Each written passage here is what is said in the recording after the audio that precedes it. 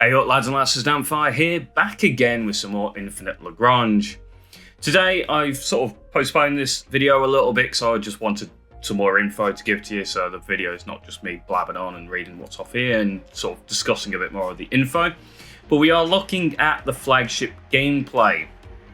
And I will mention something from one of the recent patch notes as well at the end, because it's to do with the exploit video that I did and stuff like that, and it's like literally one thing, so we'll talk a bit about that, and we'll talk a little bit about the AA changes as well. So this first part's going to be a bit of fluff and stuff. If you've already read this, you'll know this. It is pretty much fluff, but the second part's a bit more interesting, and we'll talk more in depth about that and these sort of little changes they're doing with the Flagship preview gameplay stuff. So, first off, with the fluff stuff, let's jump into it.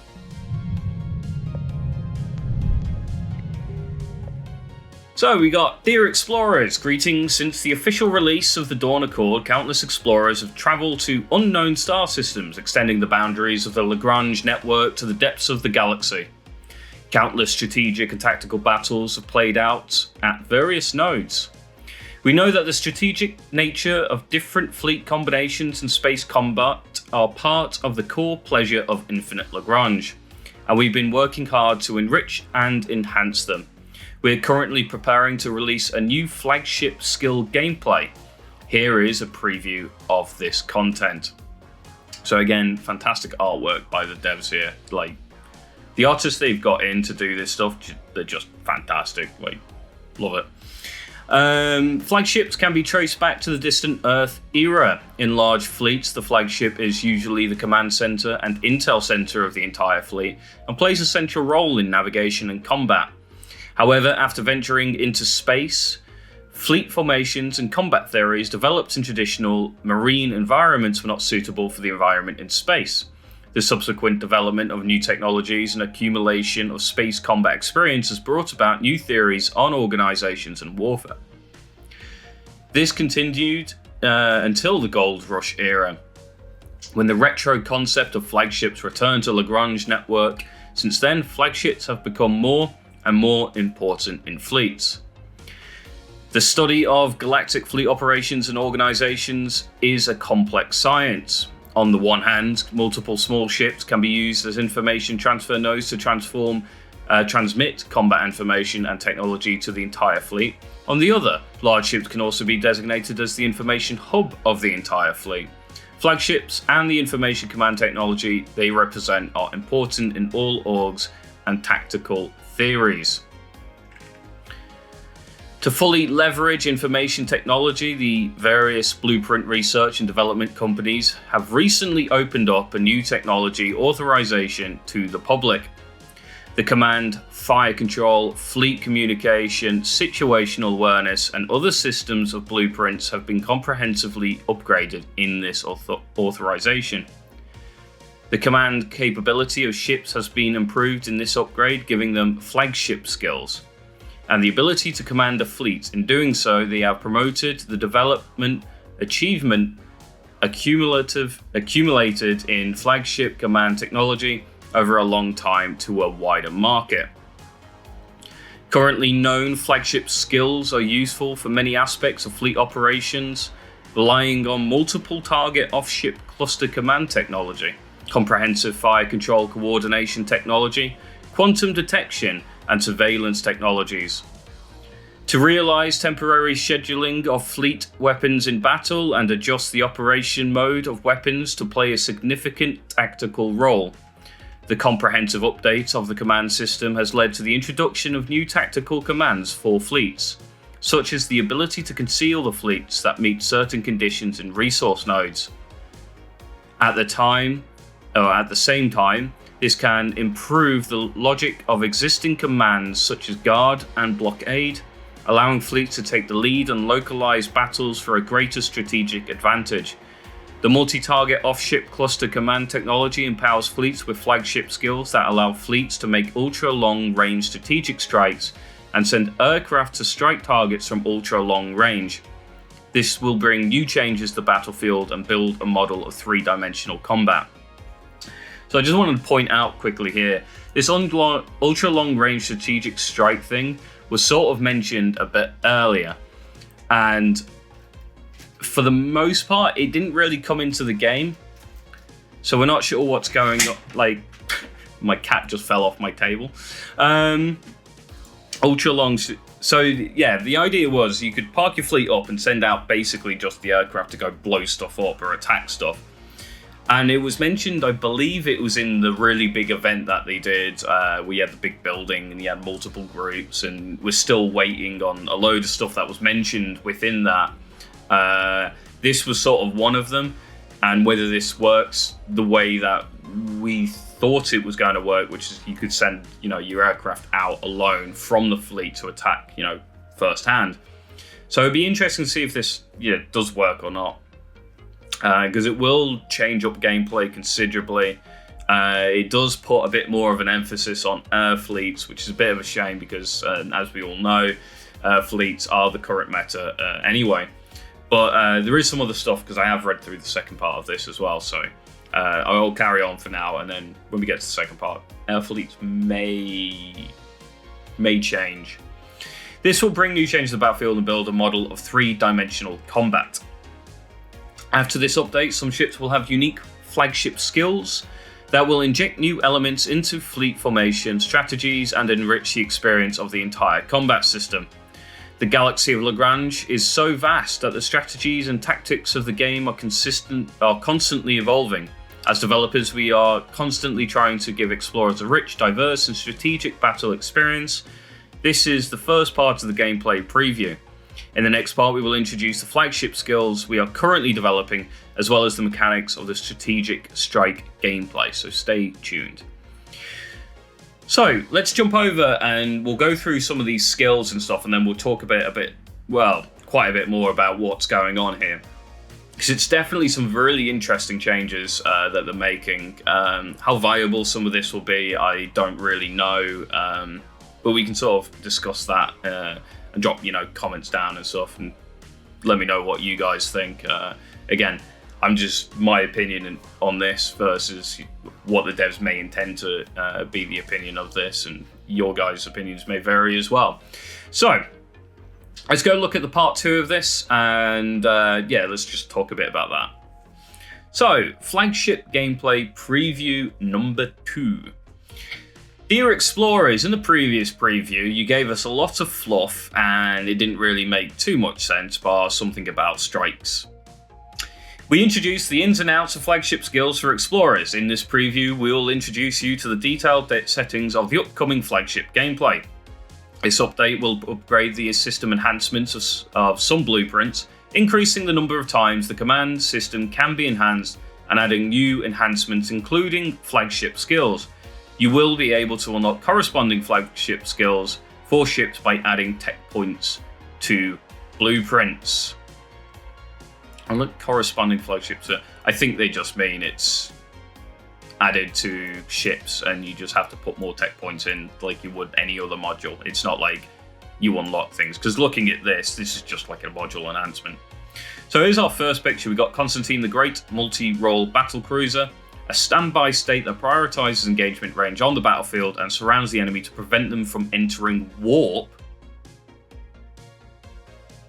That's pretty cool. Yeah, if we're getting things that can shut down the movement of enemies, that's really quite interesting. Could do with that on something like, or something similar on the ST-59s and the Spears. Something that slows down enemy fleets so they can't run away. That'd be a nice skill as well. So flagship skills are obtained through the system enhancement, subject to final effects. So this is still like a beta sort of thing. They're saying stuff may change, which is, so far never really has, I don't think, but we'll see. Each fleet will have a flagship, which can be manually designated when creating a fleet. A ship must be set as flagship before its flagship skill effect will be applied to the whole fleet. That's pretty cool. So we've got something here called Siege Tactics. Maybe that's on the Constantine the Great and Focus Fire. Oh, so are these separate then? No, that is the same icon, right? So that's focus fire. And then siege tactics is this one. Yeah, siege tactic 2. It must be, right? And this has got something to do with preventing them from entering war. But why would you call it siege tactic then?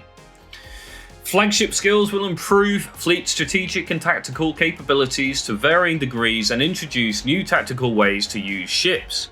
The following blueprints will have corresponding flagship skills in this version upgrade. Now we get into some of these skills, so let's go through them one by one and we'll chat a bit about them one by one, just to make it easy for my brain. The optimized reload. 1. Flagship skill will be added to the command system of AC-721 Heavy Logistics Destroyer. When the fleet has at least 3 AC-721 destroyers, the weapons of the AC-721 will have reduced cooldown in the first 2 rounds of attacks. Seeing as this is like only affecting the first 2 rounds of attacks, and the AC-721 has a pretty low cooldown for off the top of my head anyway, I generally think this is kind of useless, personally. And it's only affecting AC-721s. And it's the Heavy Logistics Destroyer. It's not like it's the... unless it does affect the missile versions. If it affects the missile versions, this could be quite nice, because the first 2 rounds of attacks having a lower CD on those missiles, so they're firing out a bit faster, that could do serious damage within the first couple of rounds, you know, knocking out Xenos and stuff like that, which will pretty much hinder a lot of damage output potential. So there is a possibility that this might be good if it affects that version of the AC-721, but I have a feeling it's not going to, but you know, I could be wrong here. We have the target guidance 1. Flagship skill will be added to the command system of the KCCPV 2.0. Light attack cruiser. When the fleet has at least 3 of them, the hit rate of the cruiser's weapons will increase the first 2 rounds of attacks. If this was a permanent increase, I could consider seeing this as actually being really strong. One of the issues with the light attack cruiser is I think it runs railguns, and they have pretty bad hit rates. So if you imagine, you know, the KCCPV also all of a sudden getting like this bonus, it's only 16 CP as well, so it's like a cheap cruiser. And it's high speed and stuff like that, could potentially make this usable. So yeah, could be interesting. If again, it's the first 2 rounds, and as we can see here, there's 7 upgrades on these systems. So potentially on something like this kind of system, maybe each upgrade, like the first upgrade gives you 2 rounds of attacks, the second upgrade's 3 rounds, 4 rounds, 5 rounds, and so on and so forth. So you know, it's potentially usable. It's definitely going to shift up potentially the meta, mostly because a lot of these could change like the way we build fleets entirely, and you kind of build around a flagship or something like that. But it'll have to be tested. We'll have to just take the meta aircraft swarm and then fly it into multiple fleets of these flagship style fleets to see how, you know, if they stick and if they work correctly. So anyway, let's carry on. There's quite a few to get through. Added the Combat Surge flagship skill to the command system of the Spear of Uranus Heavy Battle Cruiser. When the fleets engage in combat, they tackle the enemy by approaching them, increasing the time required for both parties to retreat. This can potentially be very devastating. You've got something that's like specifically designed to like blow up carriers, that kind of anti-carrier, the anti-meta fleet.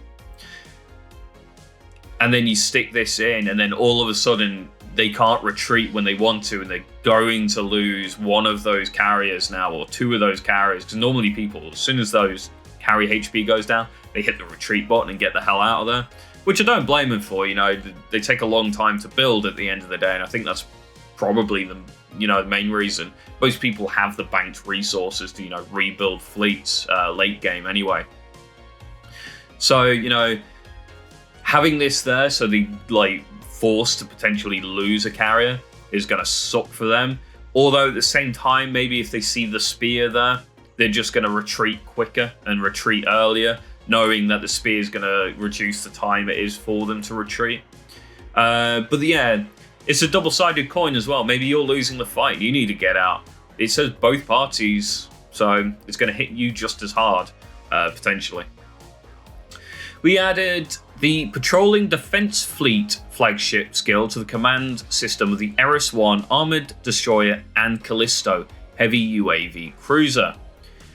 When a fleet that is comprised of capital ships guards a resource node, it can guard additional resource nodes within the operation area.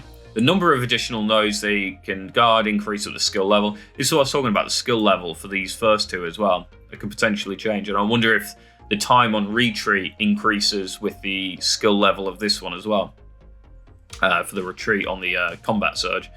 So I'm not sure how useful this guard one is, since you have blockades anyway, and you're normally just blockading your amp, which is covering all the resource nodes you want. Again, I guess that's 2 fleets. In comparison, you could have 1 fleet sat over there guarding. So, you know, it's potentially could be really good, could be really useful. So we'll have to see. We then have Patrolling Fleet Flagship Command to the system of the Eternal Storm. So this has got the identical name to the top one.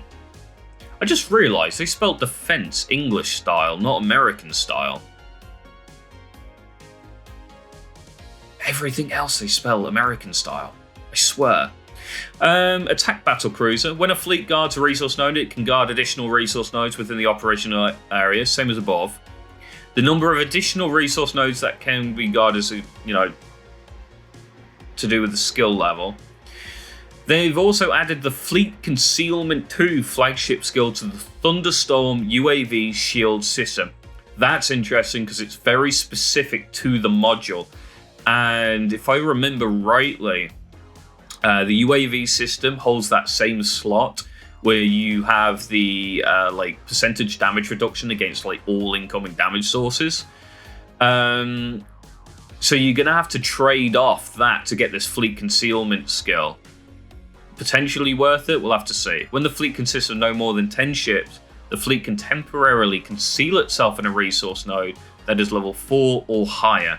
While concealed, the fleet and its relevant operations will be invisible to other explorers. When other explorers' fleets interact with these nodes, the concealed fleet will attack the corresponding fleet. That's badass, isn't it? Like, what would you do here? 10 ships? You have to have the Eternal Storm. It has to have a UAV shield. Would you just go try and build like 2-3 Eternal Storms into the fleet, then like maybe top it up with some frigates or some destroyers, or maybe just go full out on the Eternal Storms there? Maybe add some ST-59s. Can you concealed ST-59s? But that's a really cool idea for defending your nodes. 90% of the time, right, when your nodes get attacked, it's a very fast, rapid attack, frigate destroyer fleet. Doesn't usually have aircraft in it, can have aircraft in it. Usually, you know, it's got the Nomas and stuff like that. Or you get hit by 8CG IO. So realistically, 10 ships, if the things like Eternal Storms and stuff like that, can ruin a Siege IO, like no problem. Not a problem for them whatsoever. So, you know, there's potential here of having this like weak amp with no defense on it and stuff like that, and then all of a sudden this battle cruiser fleet pops out of friggin' nowhere when you try and blow it up or something like that and gets hit. Again, though, it is only on the guard on the resource node, and no one really attacks the resource nodes because you generally just hit the amp or the, you know, imp or whatever. So I'm not really sure here what to think about this, because genuinely you don't have somebody attacking your miners. So it could be completely and utterly useless. If you could potentially extend it so it does cover the amp as well, that'd be fantastic and really good in that situation. But in the current state, the way I've read it anyways, it only covers nodes, so it could be terrible or completely worthless. Added the Cautious Warning flagship skill to the command system of the Eris-1 Light Rapid Fire Cannon Destroyer, which increases the fleet's field of vision at the cost of additional action points. Action points are a finite resource, and you do run out quite a lot, especially during wartime, where you're more likely to want to use this. Depending on the size of that field of vision increase is going to depend on whether it's worth it, Recon is fantastic. It's, you need it. Having additional recon for an action point spend, potentially really good. So we'll have to see it in play and in use. But yeah, could be very, very good. Added the Siege Tactic 1 flagship skill to the command system of the IO high-speed Ion cruiser. When in battle with a fleet that has a slower command point value than your fleet, the opponent's fleet will be unable to retreat for a period of time after the battle starts. Works similarly to the battle cruiser, the spears, by the sign of it, but at the same time, it's like a flat-out can't retreat for X time. If you've got a very high damage fleet, this could be absolutely devastating. You could just knock out a fleet and there's nothing they could do about it. I have seen 2 to 5 minute battle reports on meta fleets. So if it is that kind of time frame they're talking about, fantastic. If not, most people retreat after the 2-3 minute mark if they've taken really bad damage. So it could be not so great. We then have the Siege Tactic 2 to the Constantine the Great multi-role battle cruiser. When in battle, fleet has a lower command point than your fleet. The opponent, it's the same thing. But considering that it's Siege Tactic 2, maybe it'll have a longer time. So I guess, it works. It's difficult to say. Why would you have Siege Tactic 1, Siege Tactic 2 if the only thing that changes would be the period of time? I mean, it could be fine. It could just be the increased time's enough. On the CTG, Desperate Measures 2 flagship skill added to my favourite battlecruiser, the SD-59. When the enemy target command point is higher than yours by a certain degree, you will attack targets with a lower HP first. If that overrules row and priority, that is a very powerful skill. Knocking out things like chimeras that are low on HP, or maybe you've got a carrier down on low on HP, and then all of a sudden your entire fleet targets that ship and just drops it. That's potentially really strong. It's extremely situational because you need to have lower command points, and you're running an ST-59, which, fair enough, it's a lower CP cost battlecruiser. But 90% of the time when I run my main fleet, it's, like 30, 40 CP higher than the enemy. If this actually can come into effect when you've lost ships as well, so now you've lost ships, you're under the CP of the enemy, and then it triggers. So you're always in this balancing act. That could actually be very good. It's also been added to the Chimera defensive cruiser. I'm not a big fan of the Chimera defensive cruiser because it's a mid-row ship. And fair enough, it can mid-row tank, but it loses too much DPM, I think, over the base Chimera, and especially the heavy cannon Chimera, for not the biggest, defensive buffs in my opinion. So we'll have to see on that one. But yeah, same effect as the SD-59s. We then have the Combat Insertion flagship skill to the Carillion heavy cannon and the Jaeger heavy cannon. When a fleet is comprised of capital ships, before the target locks onto you as its primary target in battle, you will attack the enemy targets that have lower HP first. When a fleet is comprised of capital ships, before the target locks onto you as a primary target in battle, you will attack the enemy targets that have lower HP. Is this for use in a flanking fleet? Is that what it means? Like, if you're flanking, so you're not getting targeted, you're just hitting the enemy low HP first? If that's the case, it makes flanking fleets, the high damage types, very, very powerful. If it just means you've got 8 seconds before you get targeted, or however long the targeting is on certain ships, you attack first, I don't know.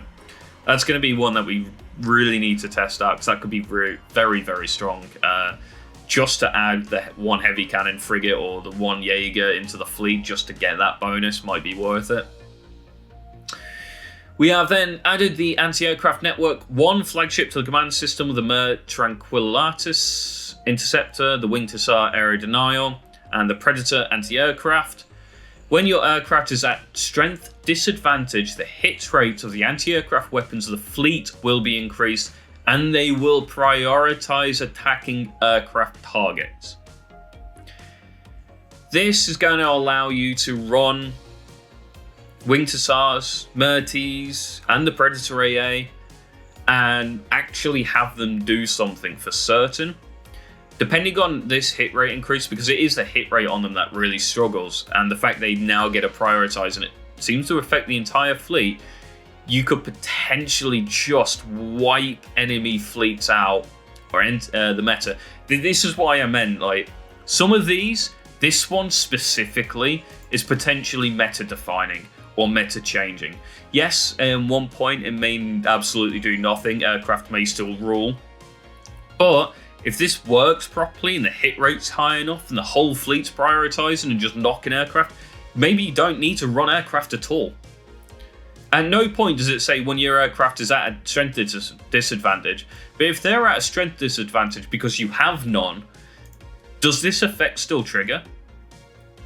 Or does it mean you have to have aircraft? So this is something that's definitely going to have to be tested out, because that could potentially throw up the meta quite significantly. Again, it might do nothing.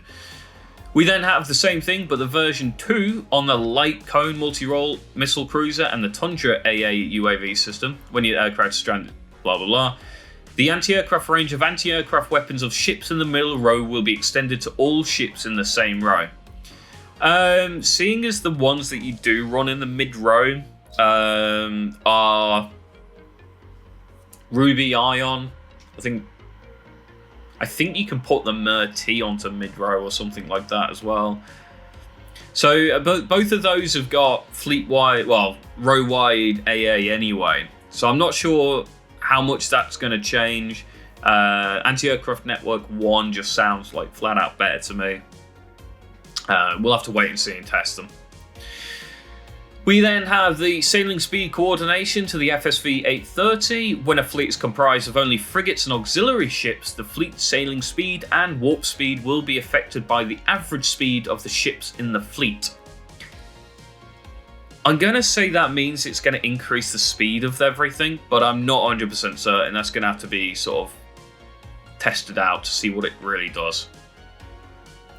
We then have Strategic Strike 1 on the Ceres Aircraft Destroyer, the Tundra Tactical Destroyer, the Guardian Support Destroyer, which allows the fleet to launch strategic strikes in a fan-shaped area near itself. This is what they were talking about with the strategic strikes and your planes going out and doing something. I'm not entirely sure how this works, especially because it involves the Tundra Tactical Destroyer, which doesn't hold any aircraft, the Guardian Support Destroyer, which doesn't hold any aircraft. Unless that's does mean that they are talking about the Guardian Dual Purpose and the Tundra aircraft. But it's specifically the Ceres aircraft there as well, which is the first type. So yeah, not 100% certain on this one. This is definitely something we're going to have to check out. We also have Strategic Strike 2, which is on the CAS aircraft, the Predator aircraft, the Predator Tactical, the Jaeger heavy aircraft. Allows the fleet to launch strategic strikes in a fan shape near itself. The radius of strike can exceed the operation radius of the fleet. And then we have high-speed carrier will have Strategic Strike 1 and can be upgraded to Strategic Strike 3. And yeah, that's a spherical space beyond a certain range. So definitely going to be interesting to see what you can do with these. If this means you can get pre-damage onto a fleet, or if this means that you send your aircraft into an enemy fleet and then they attack them and you don't take any damage. It could change the way that you build fleets. Maybe you have a fleet of 5 CV3Ks, for example. They sit in the back.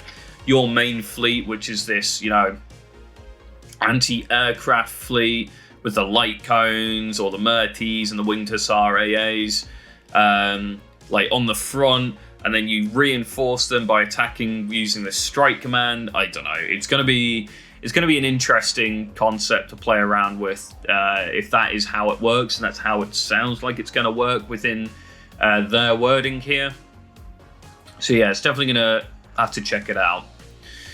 The Solar Whale and the Martial Crux will get Strategic Strike 2 and can be upgraded to 3. And that's the same thing, strikes in a spherical space, so you can do it with all the big aircraft carriers. And yeah, this update also disclosed additional information on fire focusing tactics for all ships. By default, the command system of a ship will have the Focus Fire Flagship skill, which will allow the ships in the fleet to prioritize attacking a certain proportion of targets according to the number of selectable targets on the battlefield. Does this mean we get a manual target? Nah, can't be, right? The ships used by various galactic factions and privateers have also been upgraded. So pretty much all the ships that you can pick up from the cities and stuff like that have all been upgraded. They're all getting Aggressive Loss Flagship skill, which allows them to use fleet weapons in battle to execute a fire-focusing tactic where possible. I'm guessing that means they all target the same thing. That's, Missile Destroyer, Boreas, Ragers, Grim Reapers, the works. The aircraft ones that you can get from the city will get Strategic Strike 2. And yeah. And this will all be released on the 23rd of the 11th, so 6 days of me currently reading this and probably uploading it today as well anyway. So, that's quite a lot to go through. That's all for the second part of the gameplay preview. In the upcoming preview, we will introduce mechanics related to the Strategic Strike gameplay in greater detail for all explorers. Meanwhile, we have been dedicated to iterating our battle system to provide you with a better gaming experience, so stay tuned.